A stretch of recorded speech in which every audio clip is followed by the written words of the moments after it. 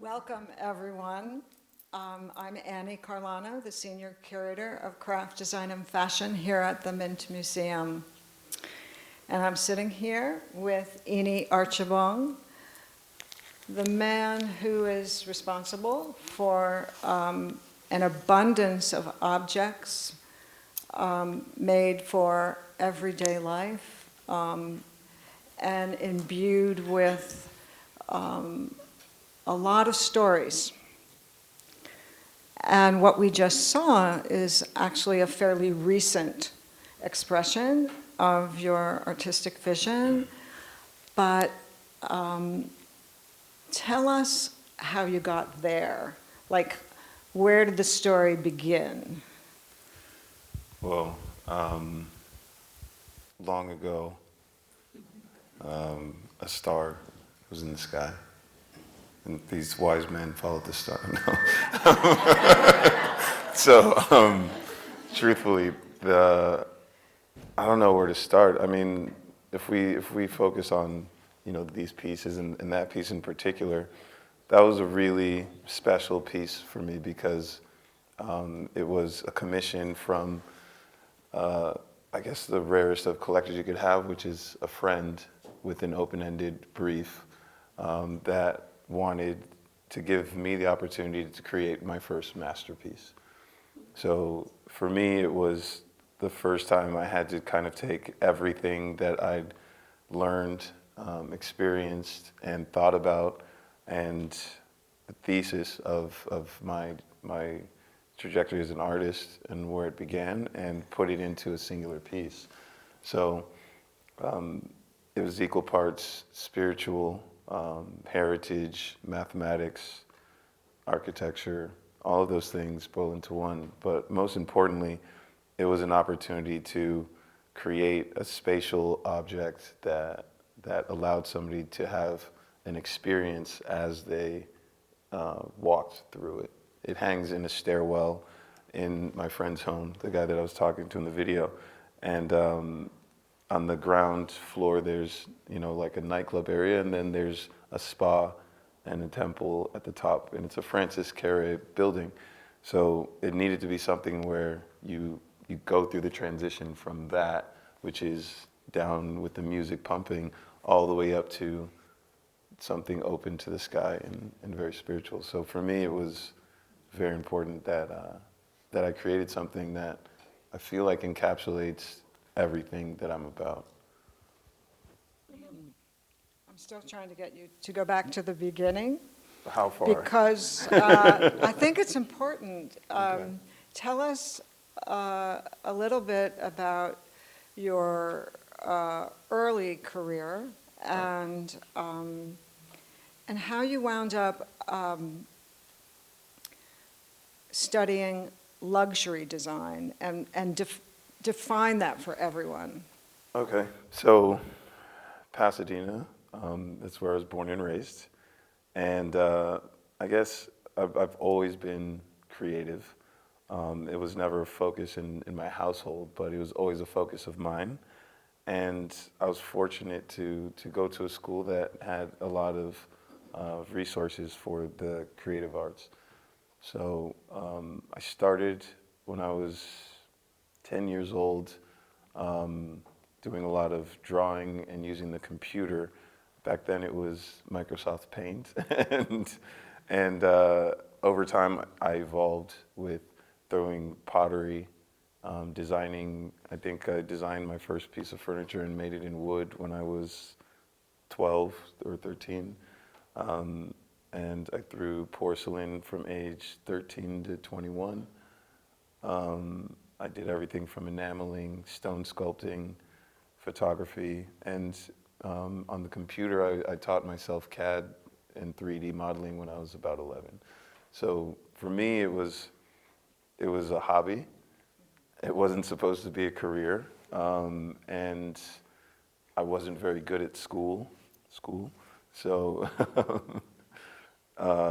eventually, I had a transformational moment when I was about 19, and things weren't going well at school. I was at USC.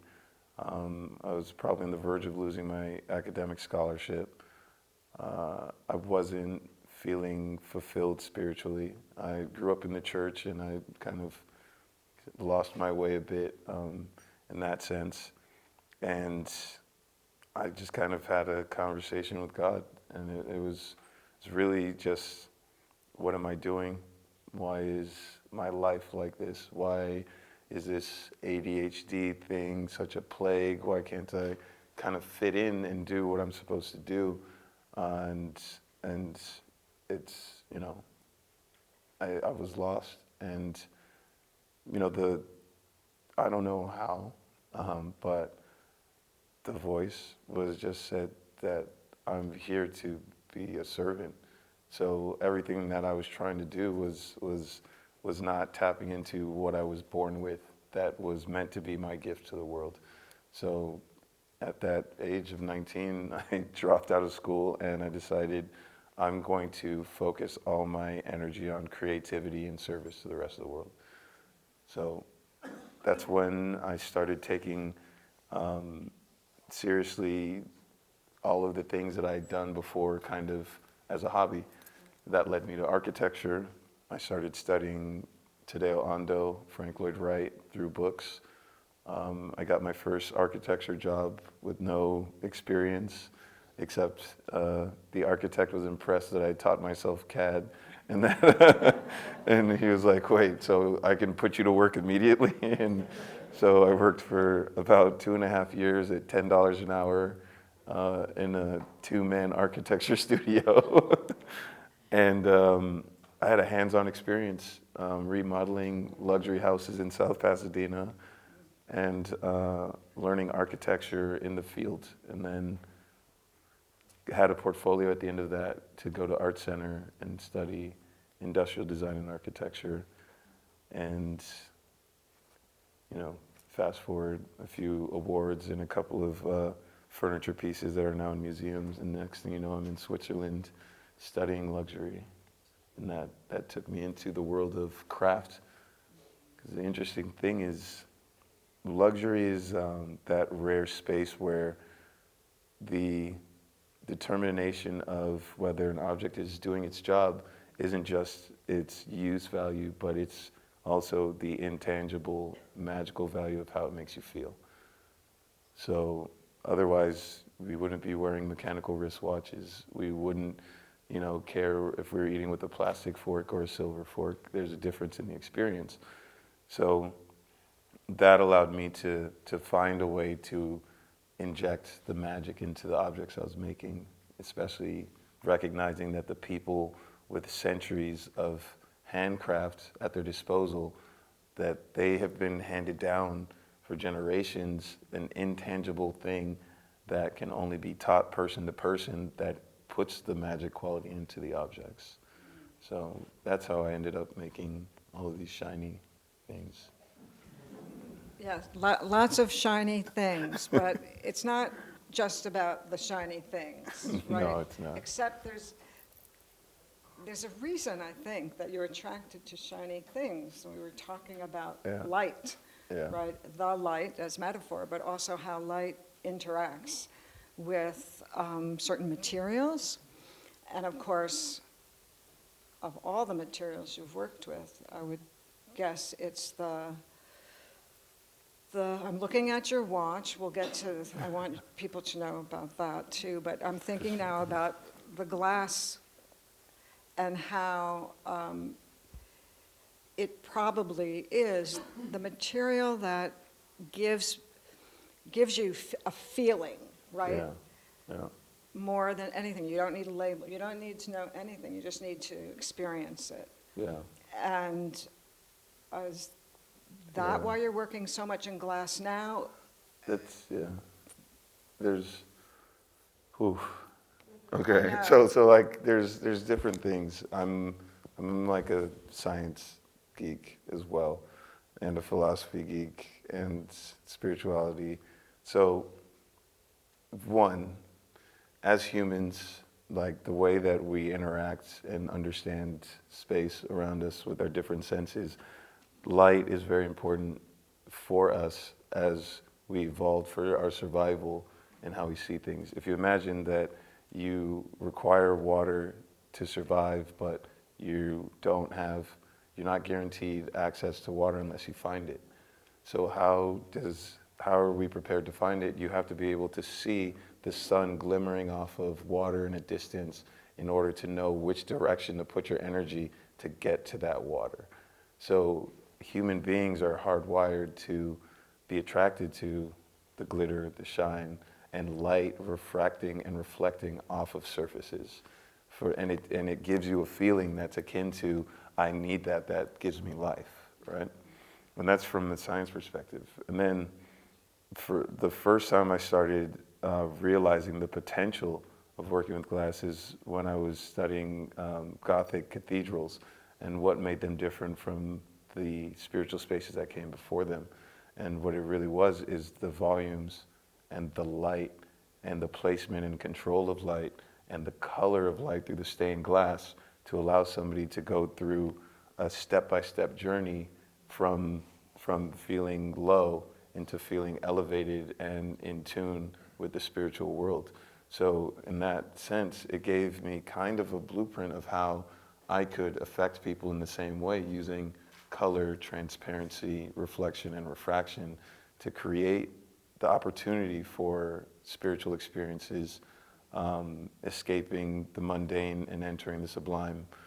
And then from a more kind of higher level spiritual space, also scientific, we're all beings of light to some degree, and we exist as an amalgamation of vibrations that as we interact with color and light, we kind of connect with the vibrations that are outside of our vibration and feel a unity in a sense. So I think all of that led me to have a fondness for using glass, but also all materials have the ability to affect us in this way, but glass in juxtaposition to other things around it really elevates that.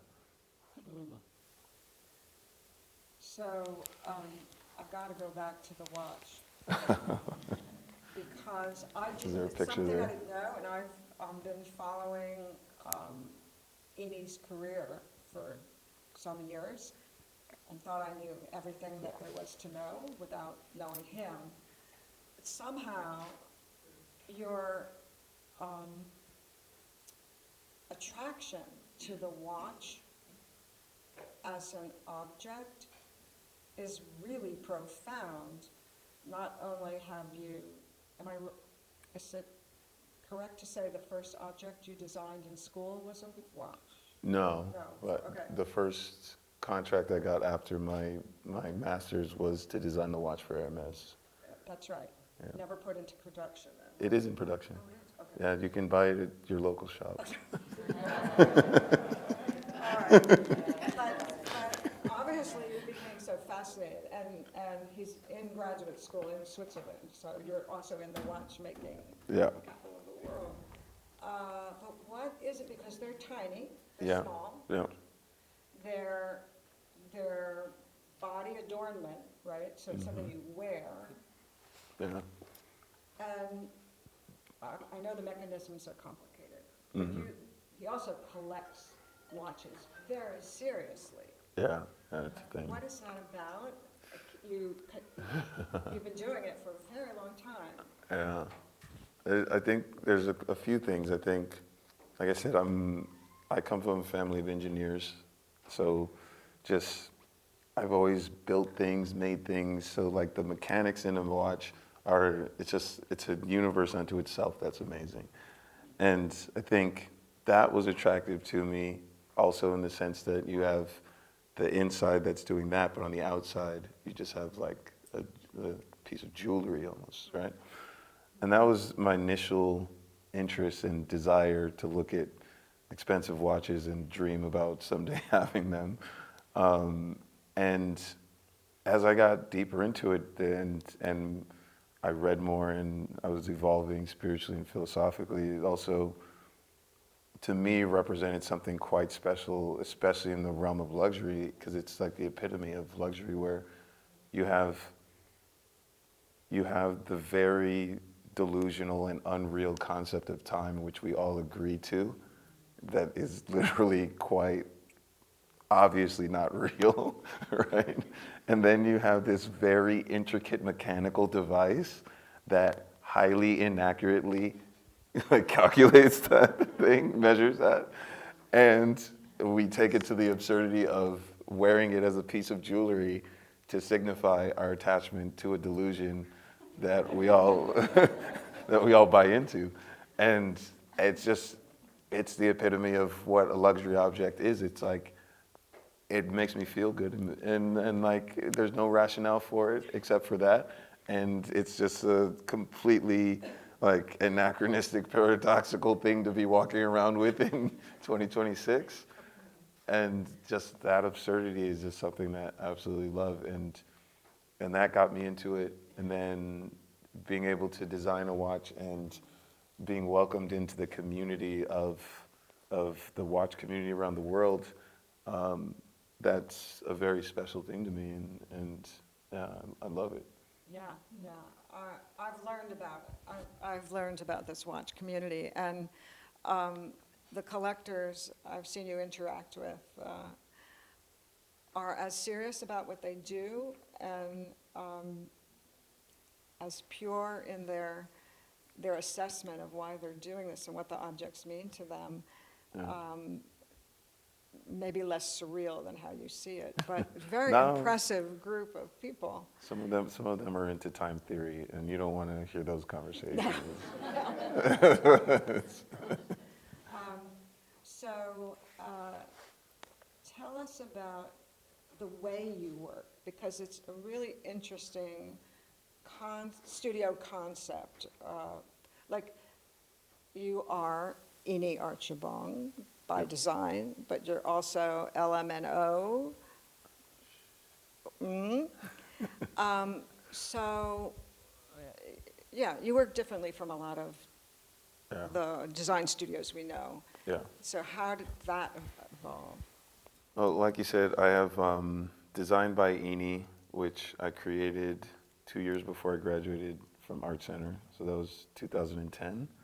And that's the independent design practice of me, under which I designed the furniture for Bernhardt Design and HBF here in North Carolina. Oh no, didn't design for HBF, but I visited, and different companies that were making contract furniture. And then I had a theory, and I wrote my thesis when I graduated school. I was watching the rise of the contemporary artists like Damien Hirst, and you know, and like Murakami, and the idea of artists, contemporary artists with a factory behind them, operating how we're doing things as designers, but being artists and achieving a level of fame and notoriety and well-known stature that gave them a brand. So, in my view, taking my kind of artistic bent and my education in architecture and design, I decided, what if a designer decided from that point to blur the lines and use design as a medium to express art, but also a very practical and industry-focused design career to be a well-known designer, and then found a way to blend them together and be this figure with a personal brand that starts a studio that is more of a collective, separate from me, but led by me. And that's where I established LMNO, which stands for Leave My Name Off. Right? So my studio isn't a studio, it's an ongoing, ever-evolving collective of creatives. And at one point I did have a space and people there, and I let it kind of evolve in a human way, not like a studio, and it turned into Lord of the Flies, and some people died, but the ones, oh yeah, nobody actually died, but like, But those that remain, that carry the LMNO spirit, are always LMNO, and we collaborate on things. They have their own careers, but eventually, what the philosophy that I started, and they were all my students at one point, that I mentored them in, continues in their work, and eventually, at any point, LMNO can be a collective that puts out work with no identity, authorship behind it, except you just get the object that you get and its spiritual power, and you loosely know that it comes from a well-known artist and designer that you believe in their work. I So, like but that. but so for now, almost everything you see is me sitting in my apartment, making it, designing it, and then working with craftsmen to build it. And then the larger scale projects like this are LMNO projects, like the Pavilion. I forgot where I was going to go, but since that's on the screen, I never saw this work in person, but I remember in 2021, there's a London Design Festival. And this image, It was the Biennale, the Biennale, excuse me, Yeah. and it won best design. Best Yeah. this year. And I remember seeing it on a large computer screen. And it looked like this giant sail, Yeah. right? It was just, and then it turns out, I had no idea what it was about. I just took my breath away. And full disclosure, I thought it was a Japanese designer, actually. Which now makes sense. But tell us Yeah. about it, because it's, Yeah, that was the first major project for LMNO. And I was approached by S. Devlin. She was the creative director of the Biennale. And one of the first things she did was contact me and say that she wanted me to be a part of it. She'd seen me speak in Cape Town. And I went to visit her, and she said, how do we make this happen? You know, somebody needs to support it.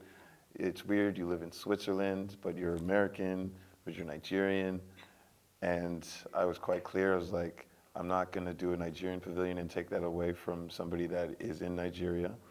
I've been living outside of America at that point for almost a decade, and I'm not like super tied to it.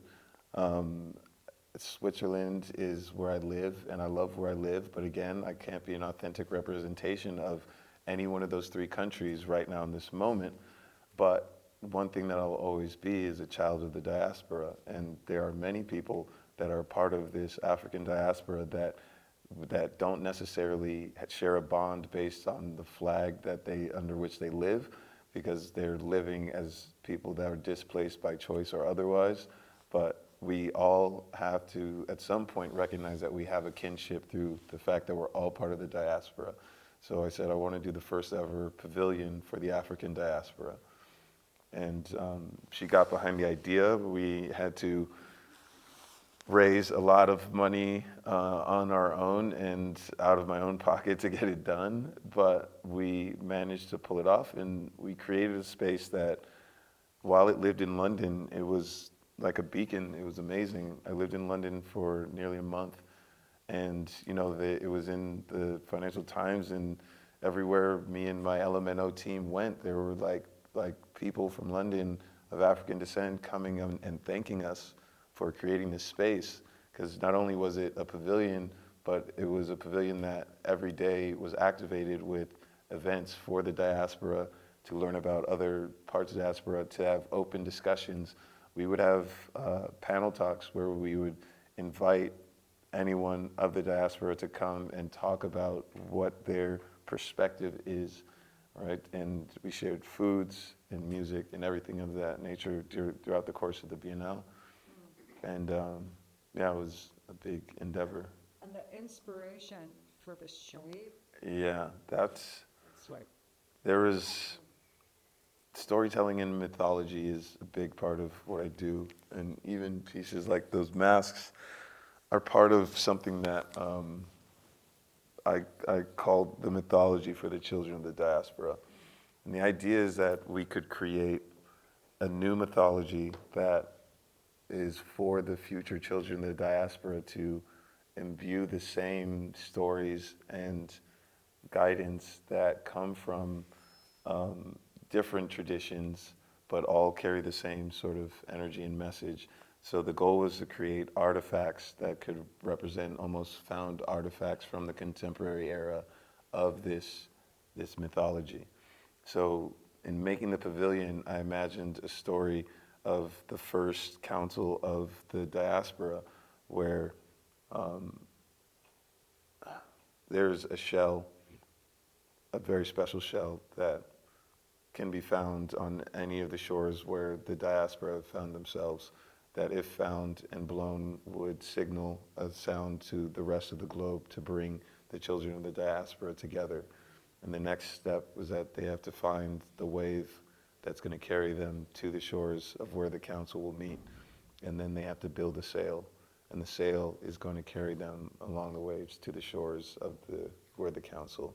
So this was the sail, and it represents a lot of things because for the transatlantic slave trade, there's the reclaiming of the sail as, instead of being a thing that took the people away from their homes, it was something to bring the diaspora back together.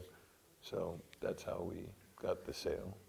And music is a big part. It's music and sound of Yeah. what you do, and that goes way back. We've got your childhood buddy here, visiting. That's Avant. So we heard some stories today about your time in the LA beach scene, and Yeah, we yeah. won't share all that. But, so music, I don't know why this is leading me to think Snoop Dogg and Dr. Dre. So Yeah. your design realm also includes the world of food. Now it does. Spirits, drink, beverages, let's say. No. And so I really like, I don't drink but mixed drinks or beer or whatever, but the can of gin and juice, Yeah. the cart, do we have it in it? We have the bottle here. We have the bottle. And the bottle's more interesting than the can, actually. Well, The bottle, you mean the shaker? no, the gin bottle. Oh, the gin bottle. It'll Gin come and up. juice. But how did that happen? Is that from your music scene connection? Kind of. So, I have a mentor that was the GM of Motown, and he's, he's been a confidant since the pandemic. We got connected in a strange way. I was working with Logitech. They were doing headphones. It was a thing, and we got on Zoom one day, and he just started advising me. And shortly after, things were going kind of crazy here in the States, and people started to have the conversation about inclusion, especially in design. And I was getting kind of bombarded with requests, and I had always just kind of not said anything. Stephen Burks was the only other designer, and we had our own relationship, and I just never stood on a soapbox and gave any of my opinions about racial politics in America.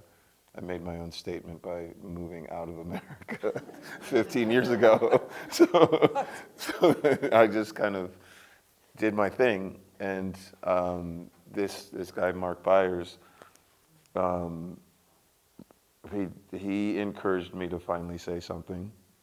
I talked to him quite a lot. I was like, they want me to say something, but I don't want to make myself a target. I don't want to ruffle any feathers. I just want to make my art. And he was like, you have a responsibility to say something now. So that motivated the talk that I did with Friedman Benda. And Design dialogues, you can find them online. Friedman Benda, Glenn Adamson, and Stephen Burks talking with Eni. And it was the first time I kind of addressed those things, and from that point he became a mentor of mine. And we talked a lot about, me leaving the US, me not necessarily, me not finding a way to actively participate in the elevation of my people within the space that I existed, and how to do that in the best way. There's a lot of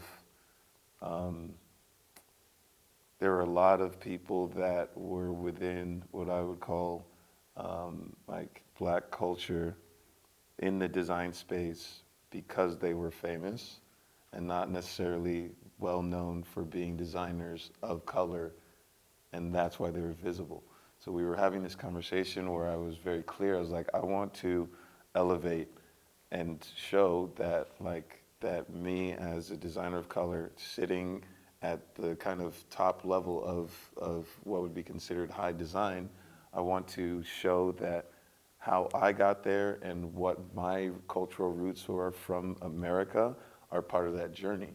So we were having the conversation where I was like, I need to expose like my hip hop background and what that means to me and how it pervades all my work, and show that how it sits at this height of luxury. So we were always looking for those opportunities, and Dr. Dre represents that meticulous craft within the realm of hip hop, and it's the music that we grew up on. Like, so it was just the perfect fit. One day I was in LA and I was meeting with this guy, Mark, and we were sitting talking, and he was texting, and then he just showed me his phone, and he was in a chat with Jimmy Iovine and Dr. Dre, and it just said, I think I got the guy you're looking for. And they were like, bring him over. and so I went over there not knowing what was going on, and they said, the 30th anniversary of Gin and Juice is coming up. And Dr. Dre is very, very, he knows what he likes, and quality is a huge thing. And he's a big collector of contemporary design. I did not know that. Yeah, his house is quite amazing. So when they brought me, I was unlikely because I'd never designed packaging and I'd never done anything food or beverage. But I grew up in the culture of what they were talking about. So I designed a can with a lowrider and a parental advisory, and they loved it. Dre said, let's do it. And then I met with Snoop, and then we started the business. And then when we got to this bottle, which is really special, and I included a picture of the first prototype because, again, I took my experiences from my childhood and what I saw as the height of luxury where we grew up. For me, I remember for a while there was a neighbor across the street, Rob, that, the parents probably weren't super happy about us hanging out with, but he had a lowrider. He would come around the corner, his lowrider, and it was the most amazing thing. And just like hanging out with him while he's washing his car, and it was the most luxurious. It's like, that's a Rolls Royce. That's beyond everything, right? And after like knowing that and saying, how do we take this and show that this is the height of luxury with what I know now? When it came to the gin bottle, I went to Murano and I made a gin bottle in Murano glass, completely handmade, completely sculptural. It's faceted. Yeah, right? and it was It's all hand cut, and it was the same guys that made this chandelier, made the gin bottle. So I took the world's best Murano glass craftsman, and I made a gin bottle for still gin, and then used modern technology to 3D scan that crafted bottle, and then turn it into a mass production bottle. So now, technically, I have my glass collectible art pieces selling for $49.99.